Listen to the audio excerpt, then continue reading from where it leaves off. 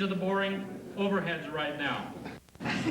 Stress results from psychological things and physiological things. When we get those,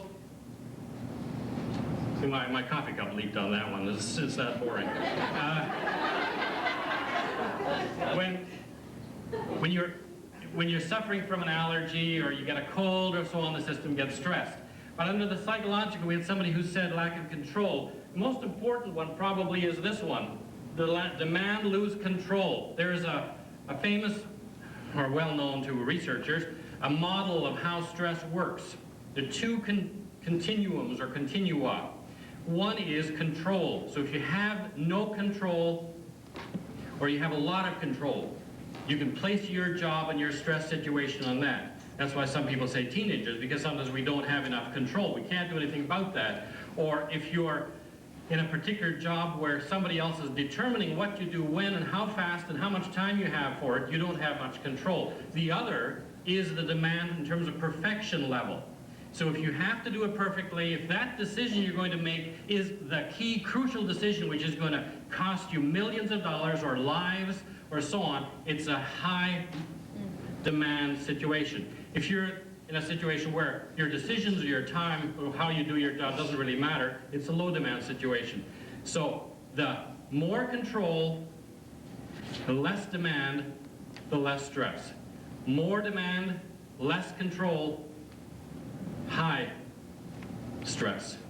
So an air traffic controller who really doesn't have much to say, that airplane's coming in. Law of nature says it's going to come out of the sky, one of these moments.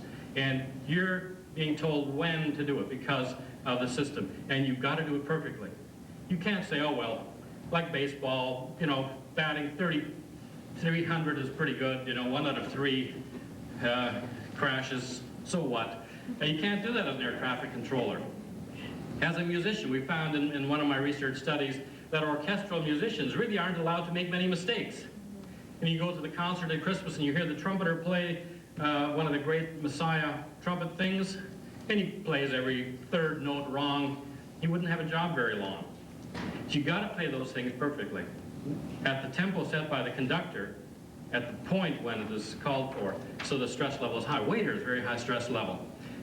Forest rangers, not very high at all. Forest rangers are one of the lowest. Symptoms. All the things that you already saw, the common ones, are there. Emotional stress symptoms, the irrational fears, feeling of doom, isolation, depression.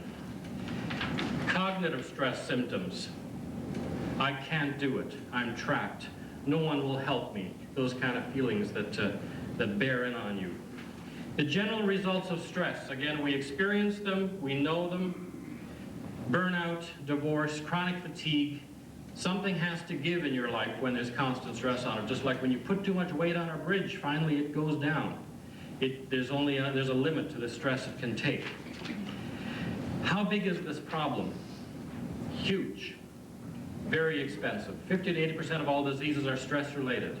You ask Canadians, did you experience stress today? 1 in 3 says yes, which seems low to me, but that's what the sociological study says. Did you experience stress this week? 6 in 10, 2/3 say yes.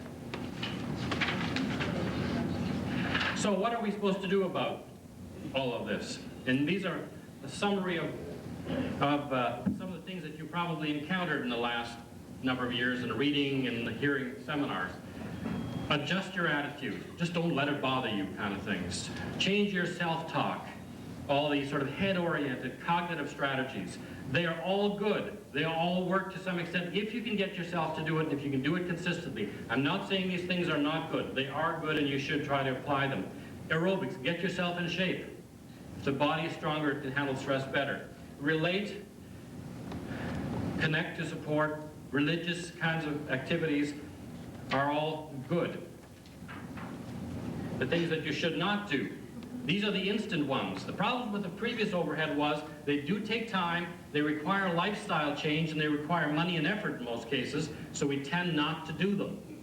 You have seminars in your corporate office, and it all sounds good, but how many of the people are doing something about this a week later? Very, very few. because it does take lifestyle change. Just like diets don't work for a lot of people, so there's always a market for a new diet. If I could make a CD that would help you diet, I'd probably be rich. But I'm dealing with stress, which is a little, maybe reducing stress will help you get rid of weight too, who knows. Sedatives, marijuana, and so on. The question that I ask myself is, does it have to be this hard? Do we have to make lifestyle changes? Do we have to spend a lot of money? Do we have to do these things? And suddenly it struck me as I was working with head-injured adolescents at Bloor View Macmillan that we can use music to change things in the head. We can make people attend. As I got the stats from the musicians in the orchestras, playing music was making them stress, but what they said was they often use music to come down, a different kind of music. So there is another way. So I started digging into the research literature to be able to accomplish this. What we really want to do is control your stress naturally, immediately, easily, inexpensively, anywhere, pleasantly and unobtrusively, all of those things that sounds too good to be true. How could that possibly work? Well, let me tell you what we can do.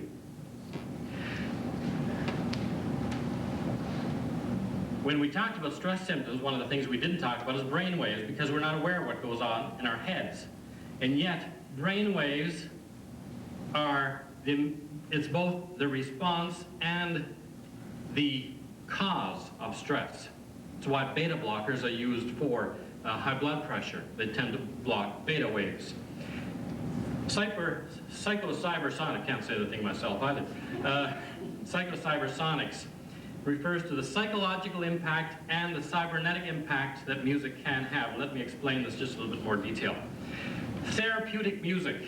Has it been in the news recently? The sessions here this morning have been mentioning it in some way. Music is affecting our brains, our bodies in a very direct fashion. We used to, or we, not our society, but the Greeks, used to have a very clear pattern as to what kind of music was to be used in certain situations.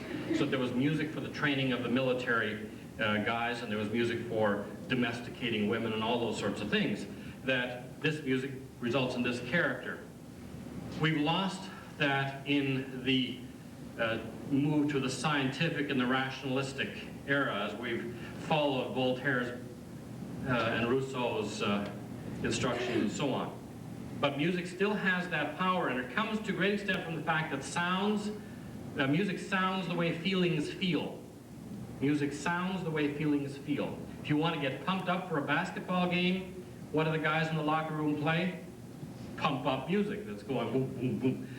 Fast tempo, a lot of sound. We also know that just decibel level affects blood pressure and adrenal output and so on. So just putting up the music really loudly has the same effect. Similarly, calming music, gentle music, will tend to have the same sort of response, because we are acculturated to a musical sound and a musical style and a musical language, and within that culture, we respond to that music. There's also a referential power of music, which is music refers to something. It reminds you of something. When you hear dun dun dun dun dun dun dun dun dun dun, you immediately have a memory. We hear dun dun dun dun dun dun dun dun dun dun dun dun dun. Even that first little repeated note, not even a pitch, just the rhythm, reminds us of something. We can do that over and over again. Time and place and specific experience is linked to musical material. Now, in a broader way, we can take a particular kind of a melody, reminds you of a certain response, certain kind of melody, another kind of response.